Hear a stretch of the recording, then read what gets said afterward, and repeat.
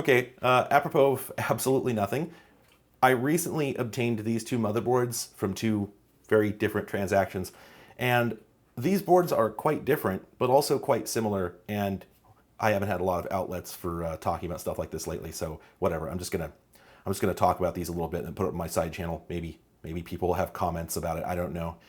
What we have here is a pair of boards from Tyan. They were both made in 1996, and I'm not sure how far back Tyan goes. I've talked to a couple of people who didn't even know they existed at this point, but I know that they made dual socket Pentium boards all the way back in like 1995, I think, and those might have been their first product. I'm not 100% sure.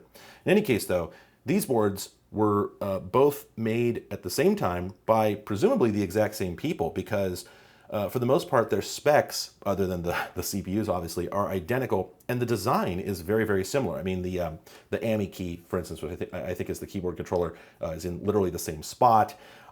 We've got the same, I think, South Bridge, I want to say. Just in general, you can see there's a lot of similarity between these two boards, and given they came from the same company, they were probably made in the same factory.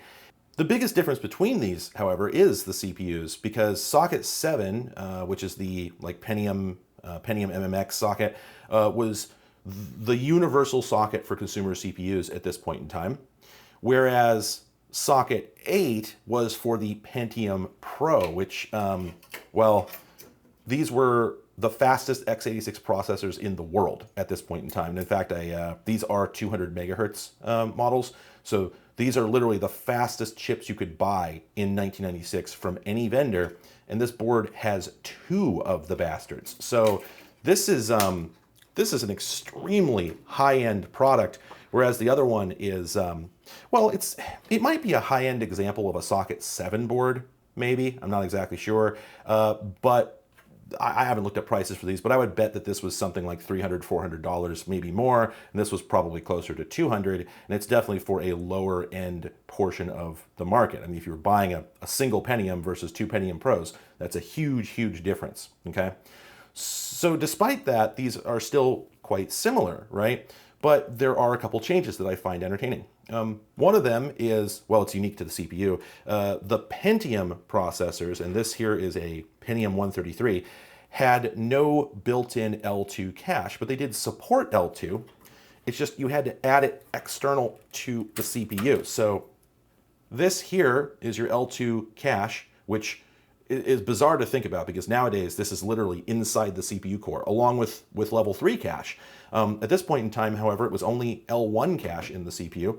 It wasn't until the Pentium Pro they started integrating the L2, and they didn't put it into the consumer chips until the Pentium 3 and the Pentium 2 Celeron, but that's a different story for a video that I'll make someday if I ever get around to it. But the amusing thing for me is that this L2 stick, which is referred to as Coast or Cache on a Stick, yes, that was the official name for it, is made by Corsair, and I had no idea they were in business back then.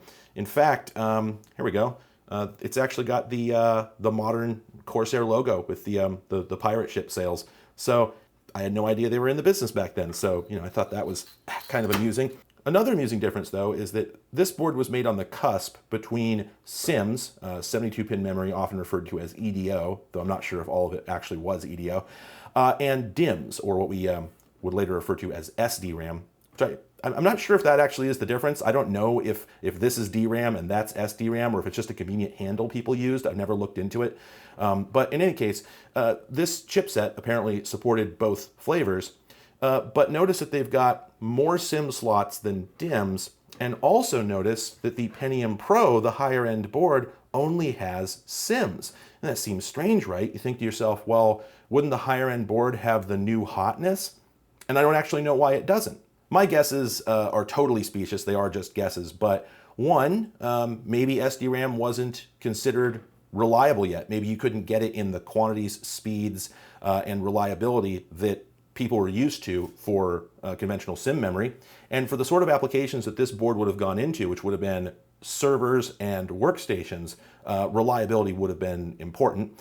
Not to mention, I know for a fact that you could get ridiculous quantities of SIM memory. This board actually came with 256 megs in it, which I did the math when I was working on a script that I'm going to produce later, and I think that's like $4,500 in 1996 money. So you just double that. That's like $8,000 in today's cash. So just a preposterous amount of RAM for the era. And it might be the case that you simply couldn't get that much in SD-RAM sticks. Maybe they didn't come that big yet. It's one possibility.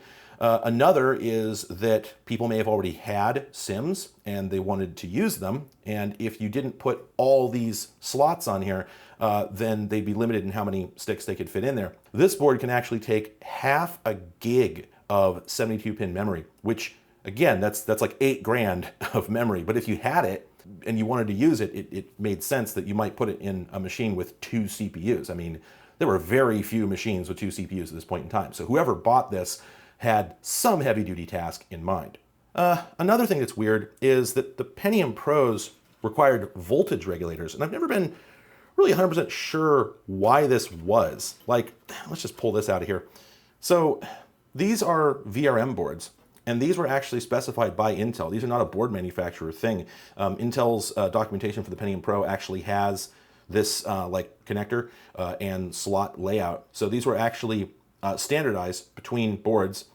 So again, this is made by a third party, and it's Corsair. It's funny enough that they were making RAM. I certainly had no idea they were making VRMs, but I've always wondered about this. I did some research, and I couldn't really find a coherent answer as to why this is the only socket I'm aware of that ever needed external VRMs. Now, we do have to remember that at this point in time, changes were occurring in the voltage that many different peripherals took. I don't think this has happened in 15 years at this point, but in the era of PCI and AGP, as well as I think some certain types of RAM, and certainly with CPUs, over the course of the late 90s and 2000s, we kept lowering or increasing the voltage on various parts and then having to make different sockets or adapters or just having incompatibilities. For instance, I think PCI was available in another variant that put the notch up here that was like 3.3 volt instead of 1.5. Don't quote me on that. And certainly AGP absolutely had that going on. In fact, AGP theoretically came in 3 voltages. I think it was 3.3, 1.5, and 0.8. And I found one web page where a guy says that while there's a lot of speculation and sort of horror stories about, oh, don't plug the 0.8 volt cards into a 1.5 or a 3.3 slot, it'll blow them up. He could not find any instance of that ever actually happening that wasn't purely anecdotal. And he also couldn't find any example of an AGP card that was provably 0.8 volts. And his argument was, if you were a board manufacturer, you would be nuts to do this, because what's going to happen? You're going to put out this board. It's going to have a sternly worded message in the manual. Nobody's going to read the manual, and then they're going to plug it in their board and fry it, and possibly fry the board. And now you've got all this support headache to deal with. The fact that they did not produce a unique AGP connector keyed for 0.8 volts means that there just was no safe way to sell that. And so the reality is probably that if there were 0.8 volt boards, they were also capable of taking 1.5.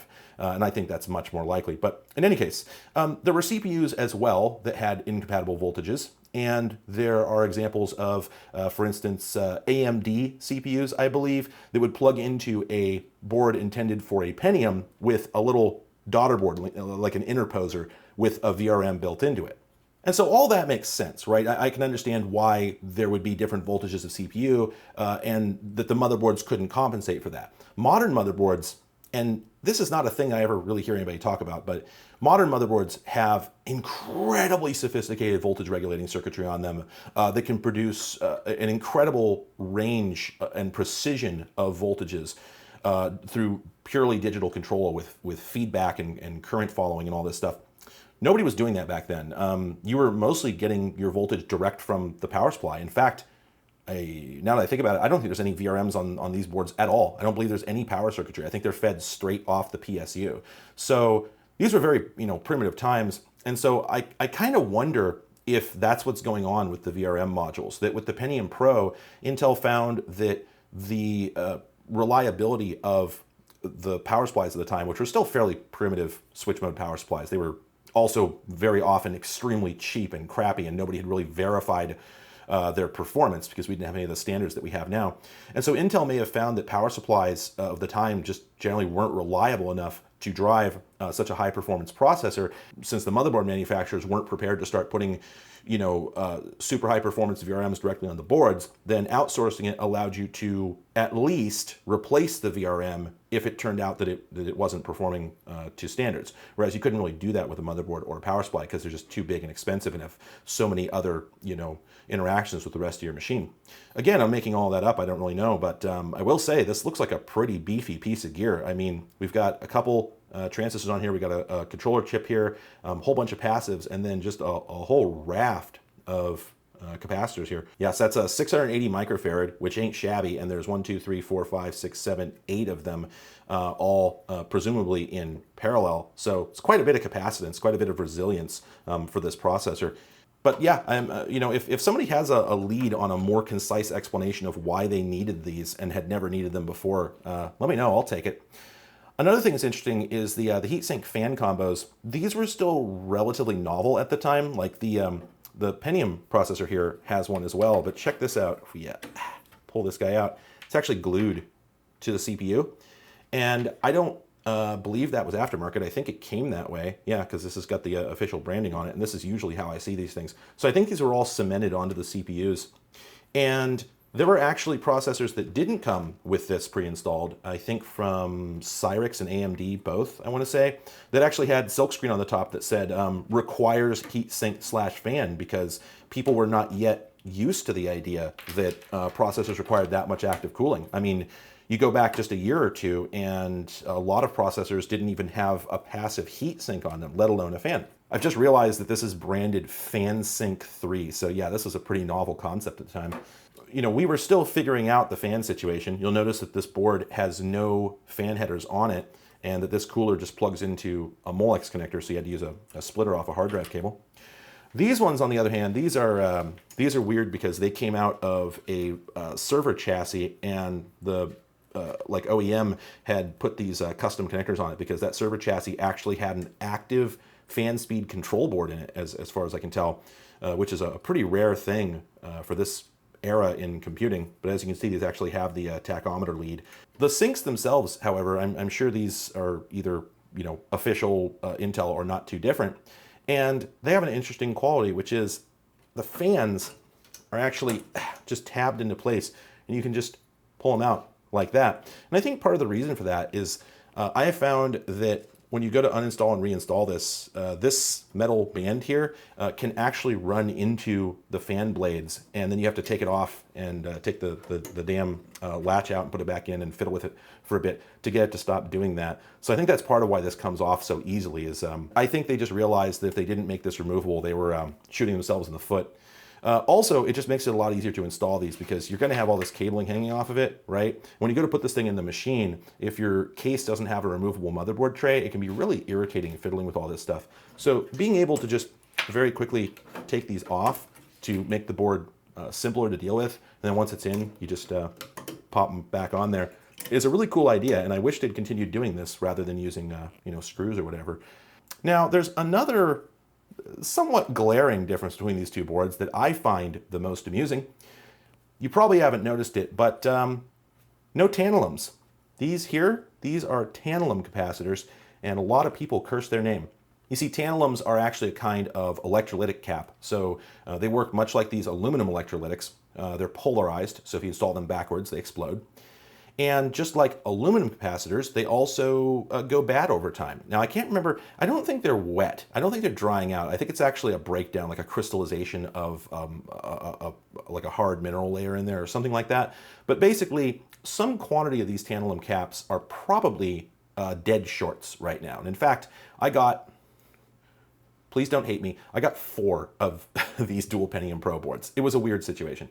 And I actually did power one of them up before testing anything, and bam, it blew a tantalum cap across the room. It was a huge shower of sparks. So that's actually the first time I've ever had one of these go. I usually don't worry about them too much, and I've never gotten bit until now. And it didn't cause any damage to the board. Like the top of the cap blew off, but the rest of the board is fine. And actually, it proceeded to post after that and started booting. So These aren't that much of a risk, but if you don't want to potentially have, a gunshot go off inside your retro PC, then, well, yeah, you need to recap them. And that's what I did. This is what that looked like. 50 tantalum capacitors. I actually had to go order new ones on DigiKey. Cost me about, I think, $40.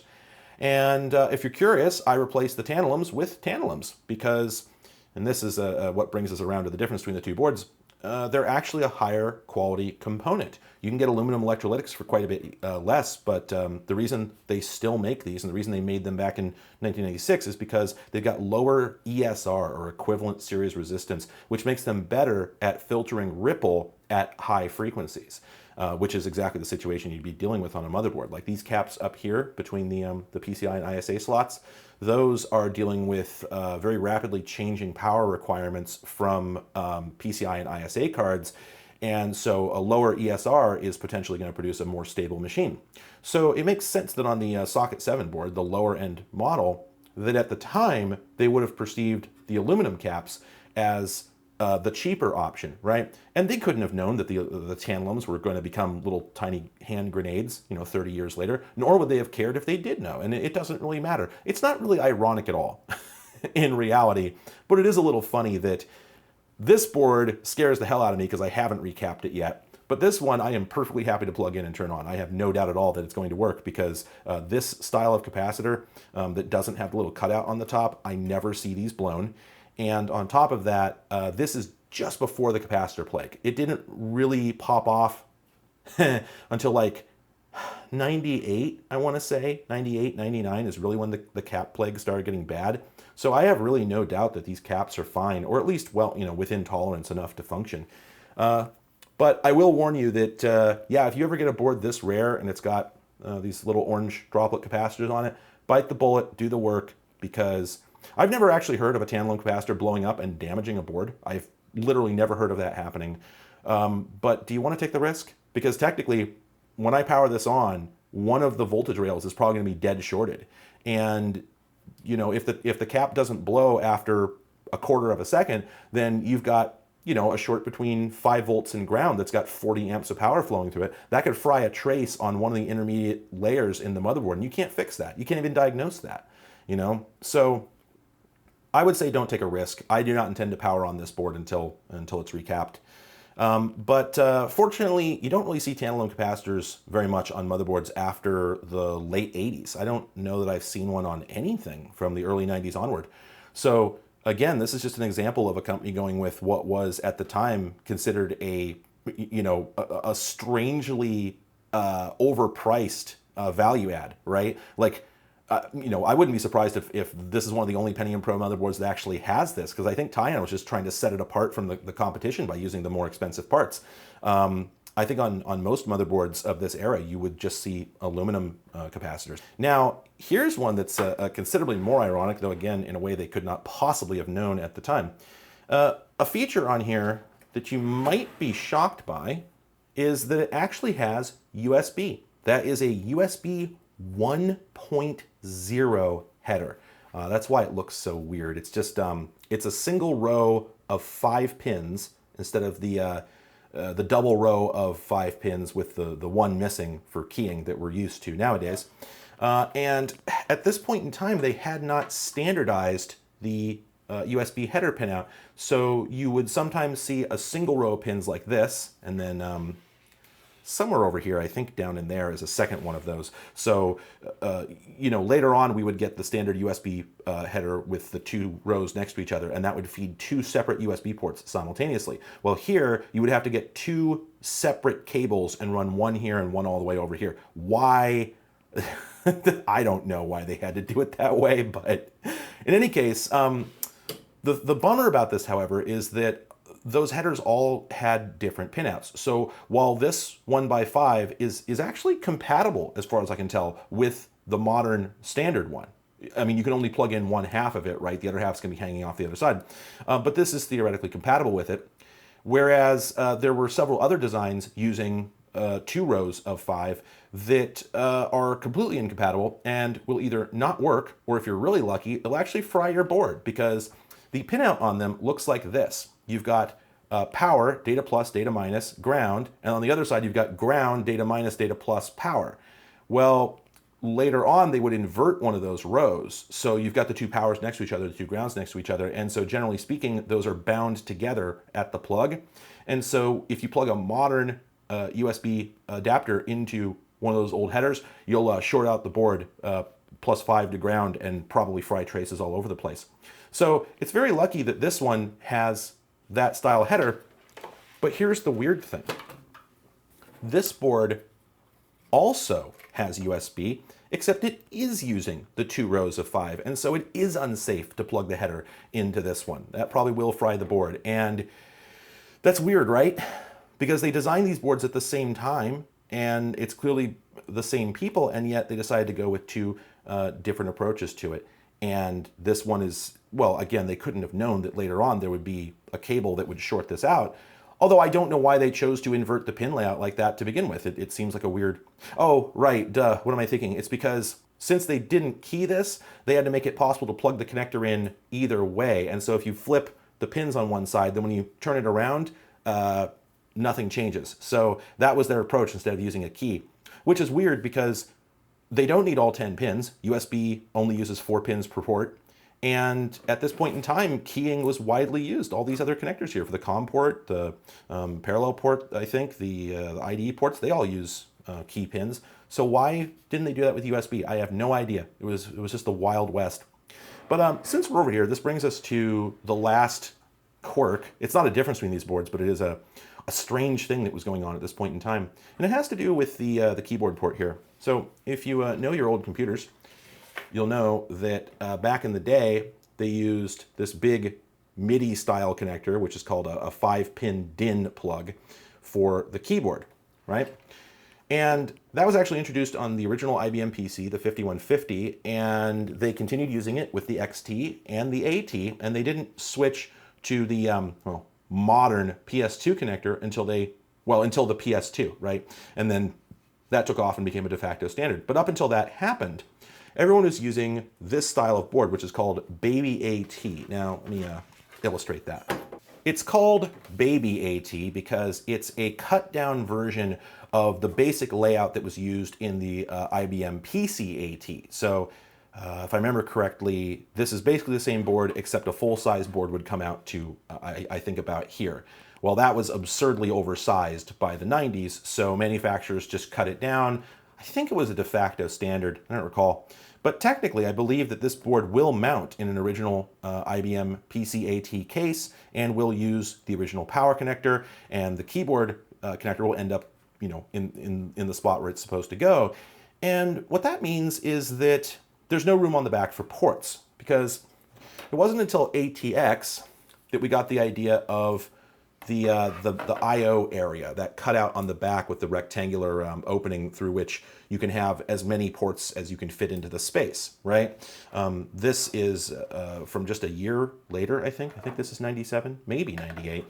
And because this is ATX, we've got the PS2 keyboard and mouse ports, USB, parallel, serial, and there were other boards that had more serials and more USBs. And of course, nowadays we're using the exact same cutout. I think it comes out to about here, and we can fit, 20 odd ports in there. So this was extremely flexible, but the AT approach was not, because IBM IBM were weirdos, and for some reason just were absolutely allergic to the idea of adding any standard ports to the PC. And so the original PC and the XT and the AT, none of them had any built-in ports except for the keyboard. So, at the time, in the mid-80s, there was no use for a mouse on the PC up until people started developing mouse-driven software, in which case they often provided, a third-party controller board to go with it from Logitech or Mouse Systems or somebody like that.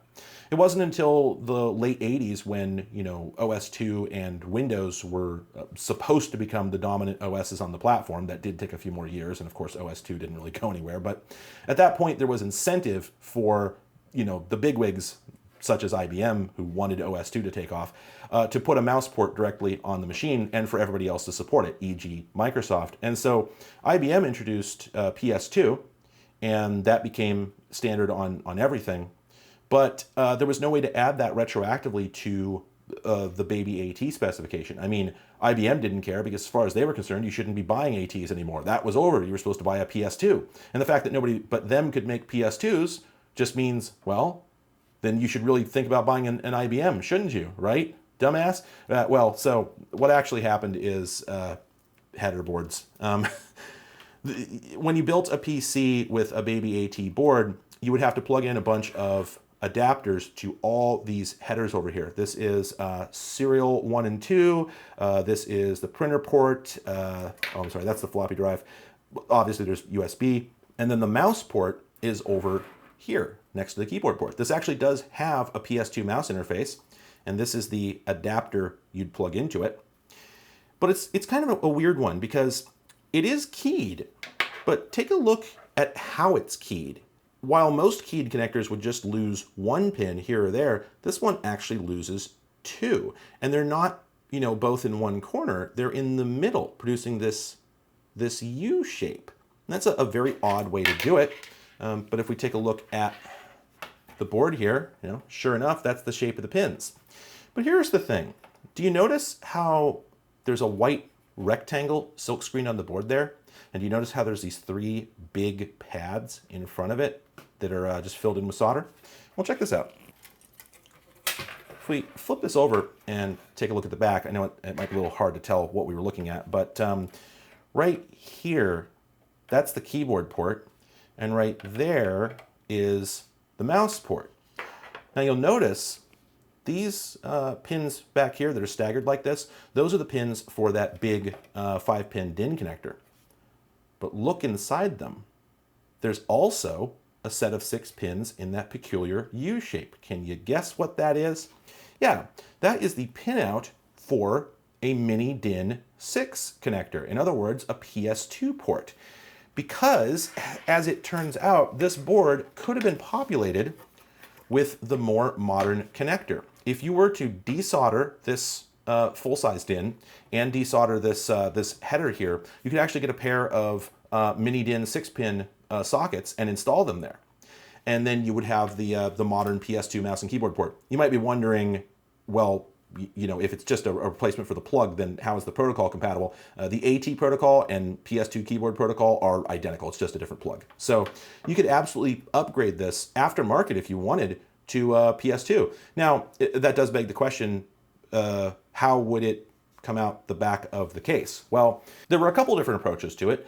One of them was to use the conventional approach for the serial and parallel ports and whatnot, which is some cases had knockouts. So you could actually use a screwdriver to punch out a piece of metal, and then you'd be able to bolt on this mini DIN connector like this. This would actually, you could uninstall it from this bracket and just bolt it on to certain cases. But there were also a few that actually had a cutout here to accommodate the PS2 connectors, or you could even swap out a little insert to let you switch from the AT to the PS2. It's a shame that this didn't happen sooner, because honestly, they could have done this from the beginning of the decade. I mean, baby AT didn't really become a thing, I think, until the late 80s, if that. I think after PS2 came out. And certainly by, 1990, when PS2 had been out and people had been mimicking it for years, they could have updated all the cases and motherboards to add this functionality. But I don't think they did. I think that most baby AT boards only had the AT style connector. Usually the PS2 mouse connector, I think, is further in board. So this, I believe, is one of the very few that could be adapted that way.